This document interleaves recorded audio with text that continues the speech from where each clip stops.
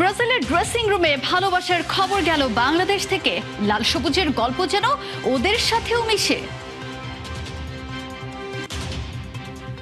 সদরঘাট হয়ে আছে আর্জেন্টিনার ভেতরটা। ব্যাকআপ ছাড়াই কিভাবে ট্রফি রিটেইন করবে মেসিরা?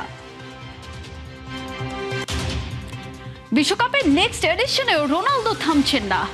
সুপার সানডেতে নারী সাফে ভারত বাংলাদেশ লড়াইয়ে মাতছে গোয়া। শিউলিরা এবারই চায় চ্যাম্পিয়নের ছোঁয়া।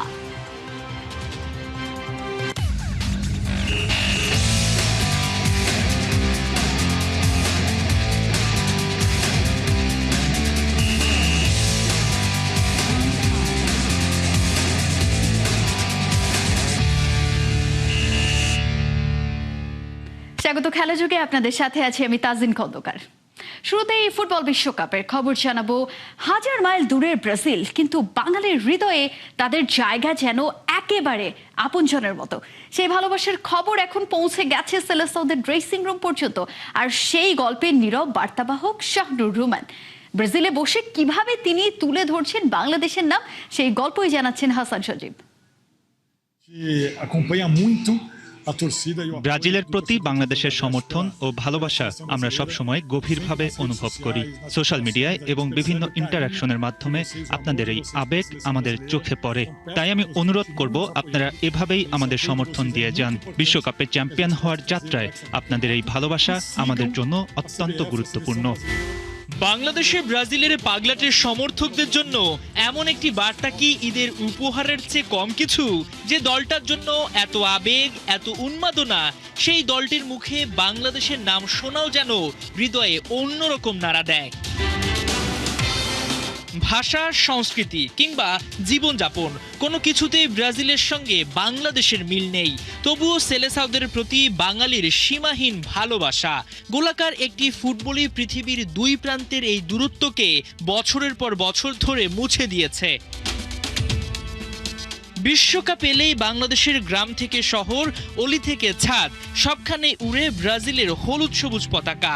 নেইমার, ভিনিসিয়াস কিংবা সেলেসাওদের জন্য এই উন্মাদনা এখন আর অজানা নয়। বাংলাদেশের এই পাগলাটে ভালোবাসার খবর পৌঁছে গেছে ব্রাজিল ফুটবলের অন্দরমহল পর্যন্ত। আর সেই গল্পের পেছনে যেন নীরব বার্তাবাহকের রোল প্লে করছেন শাহনুর রহমান। প্রবাস জীবনের ব্যস্ততার মাঝেও বাংলাদেশের নাম আর দেশের ফুটবল প্রেমীদের আবেগ পৌঁছে দিচ্ছেন ব্রাজিলে। মনে আছে তো নেইমারের হাতে বাংলাদেশের লাল সবুজের জার্সি তুলে দেওয়ার সেই মুহূর্ত? শুধু সেটুকুই নয়, ব্রাজিল ফুটবল কনফেডারেশনের প্রেসিডেন্টের কাছ থেকে বাংলাদেশের জন্য শুভেচ্ছা বার্তা আনা, গ্রানজা কোমারি থেকে ব্রাজিল ফুটবলের কর্মকর্তাদের ভিডিও বার্তা সংগ্রহ করা, ব্রাজিল জাতীয় দলের কাছে বাংলাদেশের আবেগের গল্প পৌঁছে দেওয়া, সবই করছেন রুমেন। তার কাছে এগুলো শুধুই কন্টেন্ট নয়, বরং বাংলাদেশের কোটি কোটি ব্রাজিল সমর্থকের আবেগকে সেলেসাওদের সামনে তুলে ধরার এক আন্তরিক প্রয়াস। বলা যায়, লাল সবুজকে ব্রাজিলের কাছে পরিচয় করিয়ে দিতে নীরব সৈনিকের মতো কাজ করে যাচ্ছেন সিলেটের এই সন্তান। বাংলাদেশের এই ভালোবাসা ছুঁয়ে গেছে সেলেসাওদের হৃদয়ও। তাই তো বিশ্বকাপের মঞ্চে ওঠার আগে বাংলাদেশের সমর্থনকে শক্তি হিসেবে দেখতে চায় তারা। ইনস্টাগ্রামে সিবিএফ এবং ব্রাজিল জাতীয় দলকে অনুসরণ করুন। জাতীয় দলের সব খবর, ছবি, ভিডিও এবং তথ্য সেখানে পাবেন। আমরা আপনাদের সমর্থনের উপর অনেক ভরসা করি। বাংলাদেশের শক্তি ও ভালোবাসা নিয়েই আমরা বিশ্বকাপে চ্যাম্পিয়ন হওয়ার গল্প লিখতে চাই। হাসান সজীব, ৭১। স্বপ্নের মঞ্চে শেষবারের মতো দ্য কিং লিওনেল মেসি, কিন্তু তার অপরাজেয় দুর্গের দুই প্রান্তে ঘাপটি মেরেছে এক অদৃশ্য দানব। দুর্বল ফুলব্যাক, ওপরে ফিটফাট হলেও ভেতরে যেন একেবারেই সদরঘাট। মলিনা কিংবা তাগলিয়াফিকোর কোনো যোগ্য ব্যাকআপই নেই দলে। এক ইনজুরি বা লাল কার্ডে তাসের ঘরের মতো ভেঙে পড়বে পুরো রক্ষণ। ডানাকাটা পাখির মতো ছটফট করবে আক্রমণ ভাগো। সময় গেলে কিন্তু সাধন হবে না। তীরে এসে কি ডুববে নাবিক মেসির তরিটা, নাকি স্কালোনির রক্ষণ কৌশল ভিন্ন? বিস্তারিত থাকছে রিপোর্টে। থিয়েটারের পর্দা উঠছে, মঞ্চে দাঁড়িয়ে এক মহাকাব্যিক ট্র্যাজেডির নায়ক। তার হাতে সোনা ট্রফি, কিন্তু পায়ের নিচে কাঁপছে মাটি। 2026 বিশ্বকাপের রণক্ষেত্রে আর্জেন্টিনা যখন পা রাখছে, তখন কোটি ভক্তের মনে এক একটাই প্রার্থনা, লিওনেল মেসির মহাকাব্যের শেষ অধ্যায়টা যেন অশ্রু ভেজা না হয়। কিন্তু নিয়তির কি নিষ্ঠুর পরিহাস, যেখানে আক্রমণ ভাগ আর মধ্যমার যেন গ্রিক দেবতার মতো অপরাজেয়, ঠিক সেখানে রক্ষণের দুই প্রান্তে ঘাপটি মেরে বসে আছে এক অদৃশ্য মানব। কিন্তু আসল সমস্যাটা কোথায়? এক কথায় বলতে গেলে দুই ধারের দুই পাহারাদারকে নিয়েই মাথা ব্যথা। ফুটবলে মাঠের দুই প্রান্ত আগলে রাখার দায়িত্ব যাদের, সেই প্রহরী দুই ফুল ব্যাক। আর্জেন্টিনার আক্রমণ ভাগ আর মিডফিল্ড নিয়ে কোনো চিন্তা নেই, সেখানে সবাই এক একজন জাদুকর। কিন্তু বিপত্তি বেঁধেছে এই দুই ধারের রক্ষণ নিয়ে। ডান দিকে নাহুয়েল মলিনা আর বাম দিকে নিকোলাস তাগলিয়াফিকো নামের দুজন পরীক্ষিত সৈনিক আছেন ঠিকই, কিন্তু সমস্যা হলো তাদের কোনো যোগ্য ব্যাকআপ নেই। এখানেই খাটবে সেই চিরাচরিত কথাটা, উপরে ফিটফাট, ভেতরে সদরঘাট। বাইরে থেকে দলটাকে যতই শক্তিশালী দেখাক না কেন, এই এক জায়গার দুর্বলতা পুরো দলকে ভেতরে ভেতরে কুড়ে কুড়ে খাচ্ছে।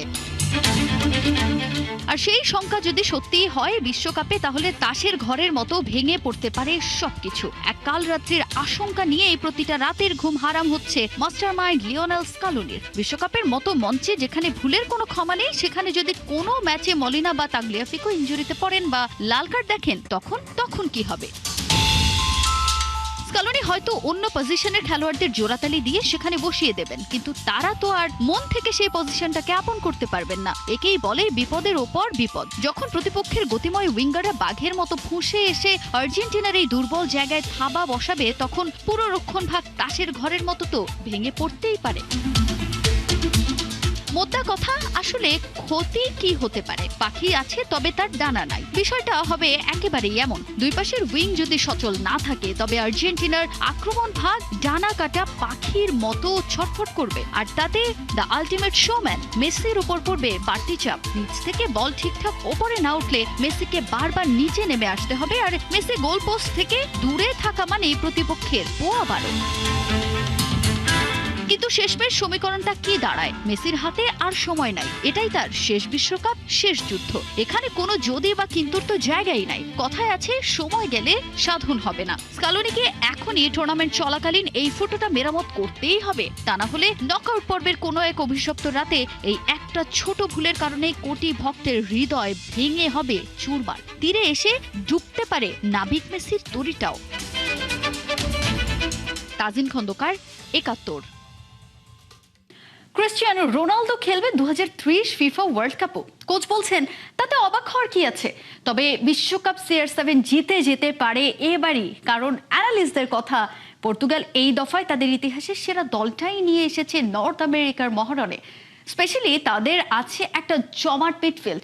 খালিদ জামিলের রিপোর্টে থাকছে বিস্তারিত।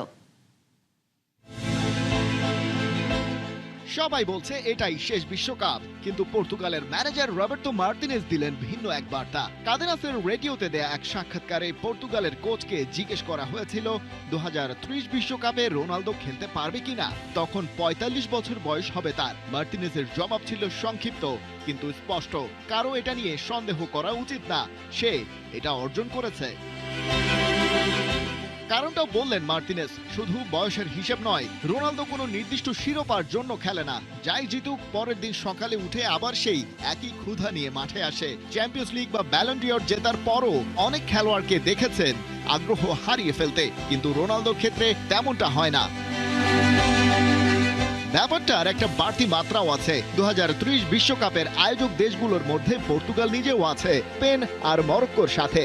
মানে ঘরের মাঠে শেষবারের মতো খেলার সুযোগ। আর 2030 সালে রোনালদোর বয়স হবে 45 বছর 130 দিন। বিশ্বকাপের ইতিহাসে সবচেয়ে বয়স্ক খেলোয়াড়ের রেকর্ডটা তখন তার হাতের নাগালে। কিন্তু তার আগে 2026 এই বিশ্বকাপে রোনালদো যদি মাঠে নামেন, তাহলে 5টি বিশ্বকাপে গোল করা একমাত্র পুরুষ ফুটবলার হিসেবে 6টিতেও গোল করার সুযোগ পাবেন। শেষটা কখন, সেটা তিনি নিজেই ঠিক করবেন।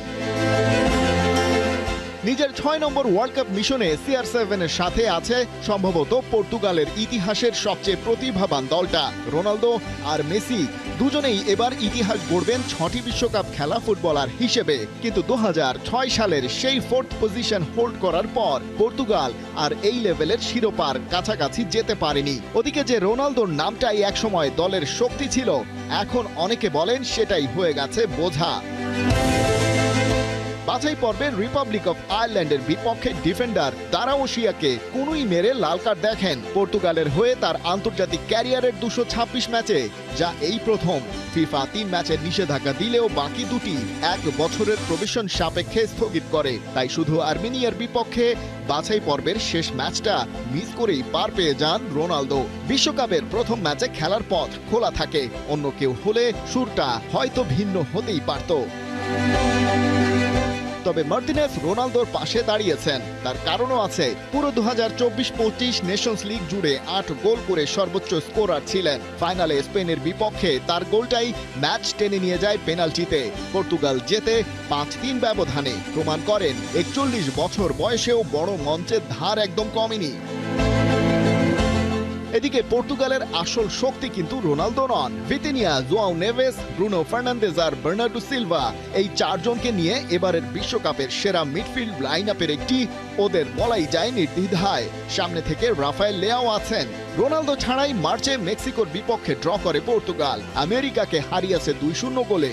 এই দলটা তার উপর ডিপেন্ডেন্ট নয় একদম। এটাই এবারের পর্তুগালের সবচেয়ে বড় সাফল্য। কিন্তু প্রশ্ন যখন বিশ্বকাপ জয়, সেখানে দলে শুধু পারফর্মার থাকলেই কি হয়? লাগে মোমেন্টাম, দরকার পড়ে এক্স ফ্যাক্টর। একজন ক্রিস্টিয়ানো রোনালদো পর্তুগাল দলের জন্য হয়ে উঠতে পারেন তেমন কিছুই। খালিদ জামিল, একাত্তর।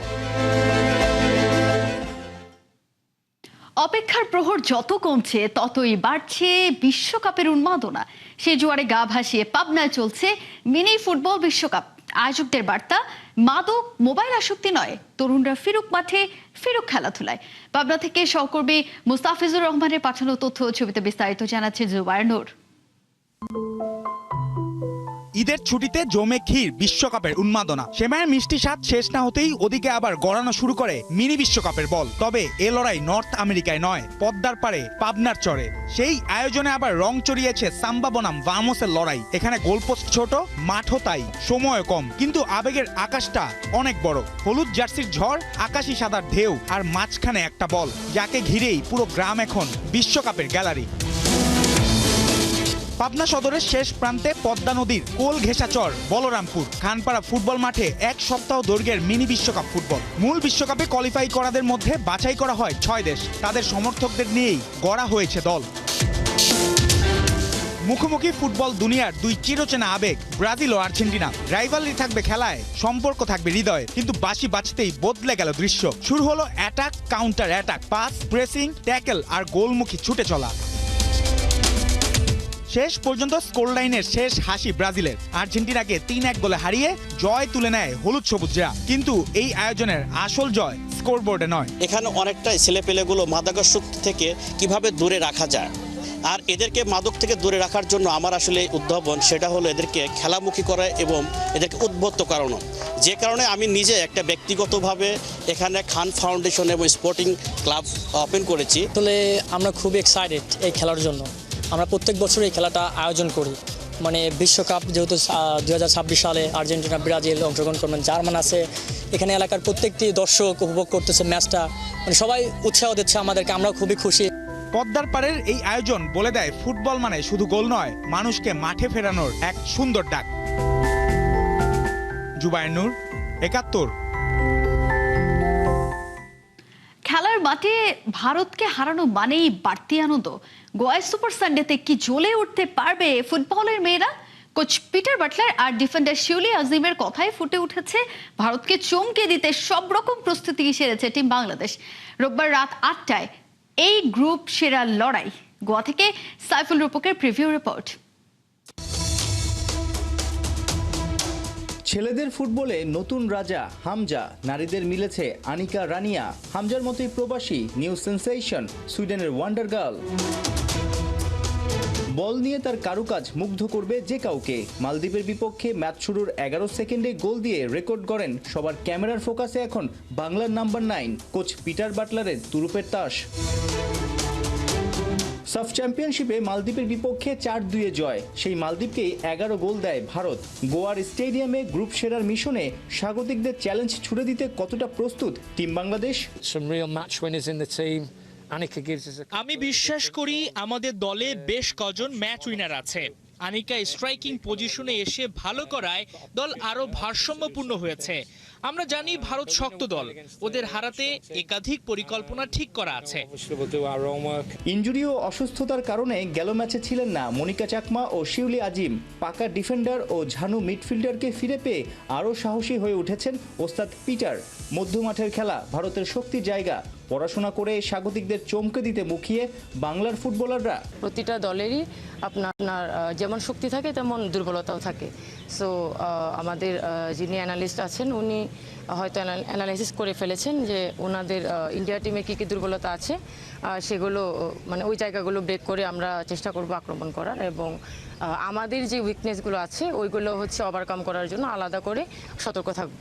বাংলাদেশ ভারত দুই দলই সেমিফাইনাল নিশ্চিত করেছে, তবুও রবিবারের ম্যাচটা আলাদা গুরুত্ব পাচ্ছে। গ্রুপ চ্যাম্পিয়ন হতে পারলে সেমিফাইনালে মিলবে অপর গ্রুপের দ্বিতীয় সেরা দলকে। বলা যায় ফাইনালে ওঠার রাস্তাটাও তখন সহজ হয়ে যাবে। সাম্প্রতিক সময় খেলার মাঠে ভারতকে হারানো মানেই খেলোয়াড় থেকে ভক্ত সবারই মেলে বাড়তি আনন্দ। হেড কোচ পিটারও কি তেমনটাই ভাবেন? সেমিতে নেপালের সাথে খেলবো না কার সাথে খেলবো এসব নিয়ে আমি ভাবি না। আমি মনে করি সাফের টুর্নামেন্ট জিততে সব দলকেই হারাতে হবে। মেয়েদের সামনে দারুণ সুযোগ নিজেদের সামর্থ্যের পুরোটা দেখানো। গোলবারের নিচে দেখা যেতে পারে মিলি আক্তারকেই। মালদ্বীপ ম্যাচের ভুলগুলো শোধরানোর পাশাপাশি ভারতকে উড়িয়ে দেওয়ার কৌশল রপ্ত করতে শনিবার সকালে কঠোর অনুশীলন করেছে বাংলাদেশ নারী ফুটবল দল। হ্যাট্রিক কিংবা 3-এর দারুণ একটা সমীকরণ আছে পিটার বাটলারের দলের সামনে। গ্রুপ চ্যাম্পিয়ন হওয়ার মিশন, প্রতিপক্ষ ভারত। বাংলাদেশ শুধু সাফের ডিফেন্ডিং চ্যাম্পিয়নই নয়, আগের 2 আসরেই জিতেছে। এবং মজার ব্যাপার, এই যে হেভিওয়েট ভারতের বিপক্ষে আগের 2 সাফেই বাংলাদেশ জিতেছিল, এবার হ্যাট্রিক জয়ের হাতছানি। আরও মজার বিষয় আছে, আগের 2 সাফে বাংলাদেশ যে ভারতকে হারিয়েছিল সেই 2 ম্যাচেই ভারতের জালে 3টা করে গোল দিয়েছিল মারিয়া ঋতুপর্ণারা। এবার যদি সেই রকম ম্যাচ খেলতে পারে, সেইভাবে জ্বলে উঠতে পারে, তাহলে এবারও গ্রুপ চ্যাম্পিয়ন কে ঠেকাবে? পাশাপাশি সেমিতে আরও আত্মবিশ্বাস নিয়ে খেলতে পারবে। সাইফুল রূপক, 71, গোয়া, ভারত। সান মেরিনোর উদ্দেশ্যে দেশ ছাড়ার আগে টমাস ডুলের ক্লিয়ার মেসেজ, কোনোভাবেই গোল খাওয়া যাবে না। আমেরিকান কোচ নিজে ছিলেন ডিফেন্ডার, তাই গোল খাওয়া একদমই পছন্দ না তার। সোহেল, তপু, সাদদের যে পাসিং আর প্রেসিং এ উন্নতি করতে হবে সেই বার্তাটাও দিয়ে দিয়েছেন ইউএসএর ওয়ার্ল্ড কাপ টিমের এক্স ক্যাপ্টেন। দেশের মাটিতে মাত্র 4টা সেশনের পরেই ঘোষণা করতে হয়েছে 23 সদস্যের দল। এত স্বল্প সময়ে প্লেয়ারদের যে পুরোপুরি বোঝা সম্ভব নয় তাও স্বীকার করে নিয়েছেন হামজাদের নয়া কোচ। রবিবার দুপুরে জামালরা যাচ্ছে সান মেরিনো। বিস্তারিত সাথ থাকছে শেখ আশিকের রিপোর্টে। বাংলাদেশের ট্রেনিং সেশনে হঠাৎ কি হলো? তপু বর্মন, সোহেল রানারা যতখানি সিরিয়াস, টমাস ডুলি কিন্তু একদমই তার উল্টো। নতুন কোচের নতুন ধাঁচের প্র্যাকটিসে ফুটবলাররা খাপ খাইয়ে নেয়ার চেষ্টা করছে। ডুলি যে কৌশলে অনুশীলন করাচ্ছেন তা প্রায় সবার জন্যই নতুন। যে সিলি গোলস আমরা মানে কনসিভ করছি এটা নিয়ে উনি শো করছে। তারপরে উনি চায় মানে পাসিং খুব পছন্দ করে। জামাল ভুঁইয়ার কথায় বোঝা যাচ্ছে বাংলাদেশের রিসেন্ট ম্যাচগুলোর ভিডিও ফুটেজ ভালোভাবে অ্যানালাইসিস করেছেন টমাস ডুলি। সেই সাথে পাসিং আর ডিফেন্ডিং এ কে কি ভুল করছে সেগুলো নিয়েও কাজ করছেন মার্কিন কোচ। প্রেসিংটা মানে আমরা কিভাবে এটা ইমপ্রুভ করতে পারি, আর সবচেয়ে ইম্পর্টেন্ট কথা উনি গোল খাইতে চায় না, উনি ডিফেন্ডার ছিল। So he has a big knowledge about defending. So I think আমার ডিফেন্ডার জন্য এটা মানে খুব ভালো। যদিও হামজা, সমিত আর জায়ানের সাথে নয়া কোচের এখনো সাক্ষাৎ হয়নি, সরাসরি ইতালির ল্যান্ডলক দেশটাতে গিয়েই টিমের সবচেয়ে বড় তারকাদের সাথে ডুলির দেখা হবে। সব মিলে জামালদের সাথে ডুলি মাত্র 4টা সেশন পেয়েছেন। বাস্তবতা অস্বীকার করার উপায় নাই। মার্কিন কোচও স্বীকার করে নিয়েছেন এই সময়ের মধ্যে ফুটবলারদের সম্পর্কে খুব বেশি ধারণা পাওয়া সম্ভব নয়।